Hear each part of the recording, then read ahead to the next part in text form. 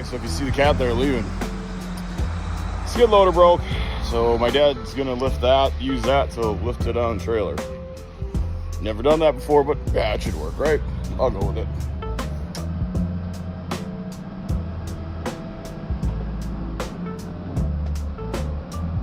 We were here getting rained on, but that loader right there is about to do something pretty cool, and that is move a skid loader.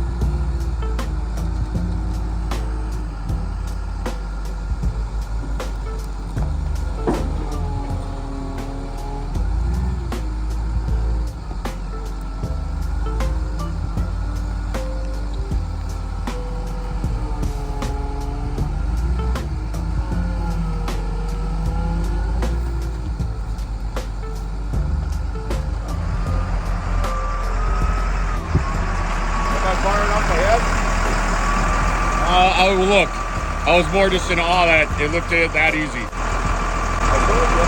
Now we don't have to work on it, or you don't have to work on it in the rain. Okay, now you just admitted you'd rather work on that in the shop than out here.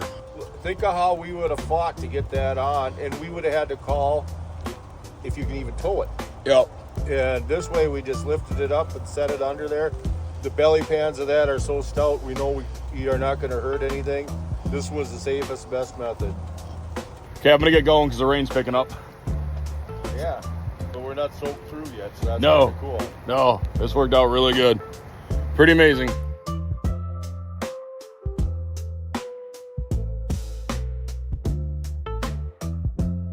Well, you can see we got the Bronco there, and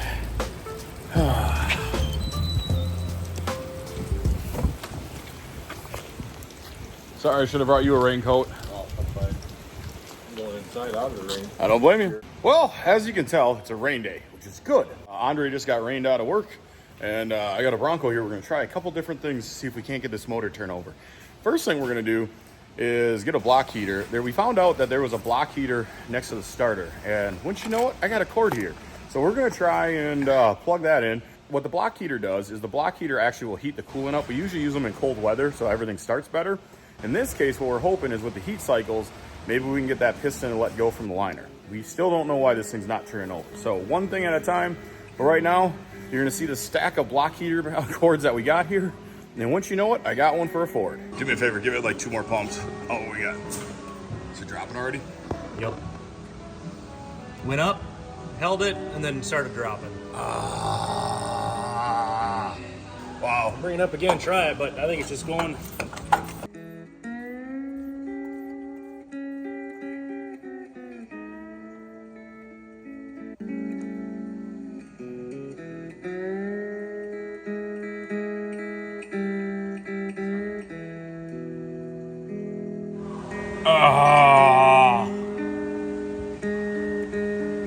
It just like gradually picks up too. Yeah, it kind of holding. Oh!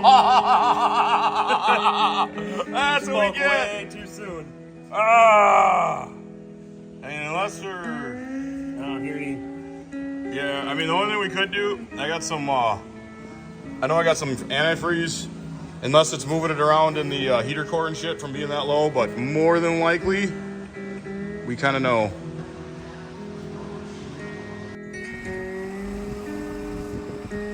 All right, well, today is one of those days. As I'm driving out the driveway, I might just stop here quick. Sometimes it's just easier to explain. Today is one of those days where I think the unorthodox title kind of sticks and kind of works. I started the morning off helping my dad. We blew a line, and and there's more to this story, but we'll just get the fast version. We blew a line on the skid loader. I think an inspection shield tore loose and a chunk of wood went up underneath it and took out a hydraulic line. Well, we know it is because there's a big chunk of wood hanging out the bottom of the skid loader. Well, we wanted to get it to the shop before it rained, and we've never done this before, but we actually just took the forks that we had welded up. My dad went underneath it, lifted it up, and dropped it onto the trailer, and it worked fantastic. Then, this is always kind of in the summer months what happens. A friend of mine who works dirt called me and he said, hey, we just got rained out, so they're not working anymore. And I'm like, hey, you want to come over and just help me with this Bronco? This Bronco's kicking my butt. And we were screwing around with that, and we kind of thought, we kind of figured out what went on. We think we got a bad head gasket, but we're still going to see if we can get the motor to roll over and see if we can get it running. Well, that's not been as easy as it seems, but we couldn't get it to budge. We tried putting air pressure to it, couldn't get it to budge. Last ditch effort, we're trying to put the block heater on it, see if we can't get some heat cycles through it. And now, we just got done doing that. Now, because we couldn't get it to turn over yet, now I'm headed over to my friend's house, Martin, where him and Mechanic Larry are working on a John Deere 4640 quad range, and we're gonna go see what they're up to and see if I can't help them. What are friends for, right? Both Larry and Martin are probably two of the guys that I owe favors to, so I have no problem swinging over there to see if we, see if they don't need a hand. So we're headed that direction. It's just not that often you see those big gears just spinning around.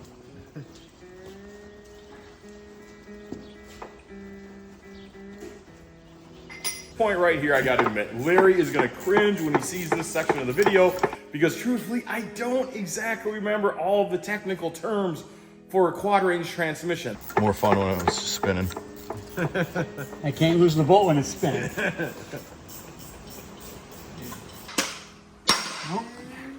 It's wiggling. All the snap rings broke loose. I do know right here what they're trying to do is get the ring and pinion shaft out. This lower shaft is the shaft that goes to the ring and pinion.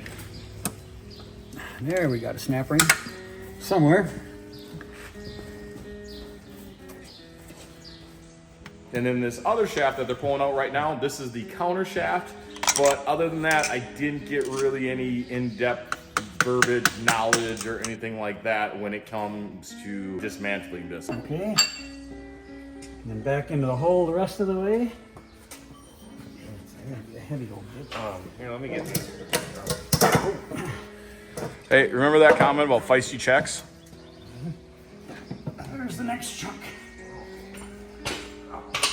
What did I tell you about Larry? Don't piss him off. He's got a longer reach than you think, and he's tougher than you think. That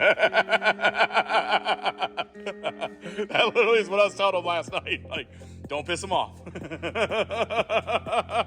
The funniest thing about this whole day is from the time I showed up to the time I left, you could tell Larry is in go mode, and that means get out of the way, don't annoy him, just be there if he needs something, you know?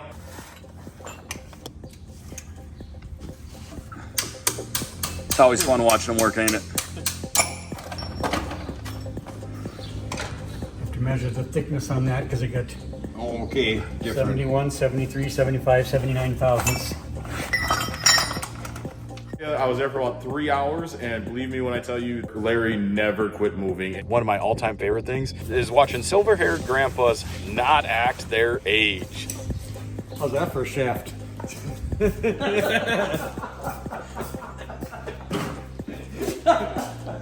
So I'll edit that out. Oh no. I keep telling him he's got to have a second channel that isn't family friendly.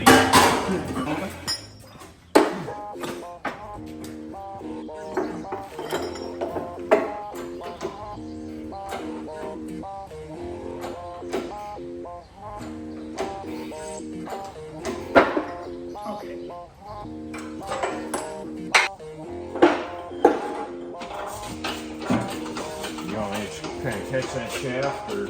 Sure. Just in case it lets go, I'm not sure what's going to happen here. Hopefully these.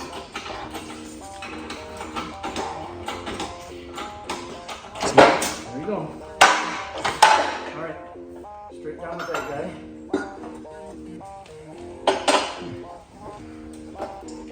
Go, get it done. And it's funny because I've seen him literally pulling on wrenches, talking on the phone, answering guys' questions, You know, it's always like this. It's just crazy. There's actually a section in here where he does his power turn and like goes off to keep working, and Martin's just holding a shaft like, what do I do now? Okay, I guess I'm following you.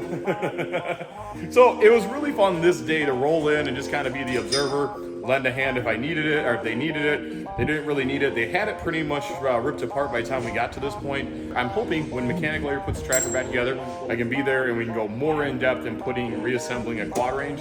We're gonna see, fingers crossed.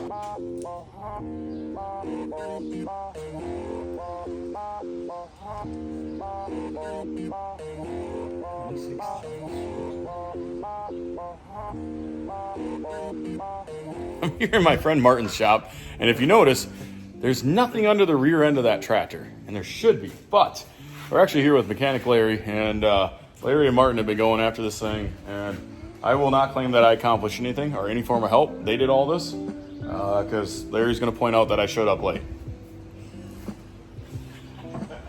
He's laughing right now. Yeah, Martin's laughing too. I'll just leave that alone.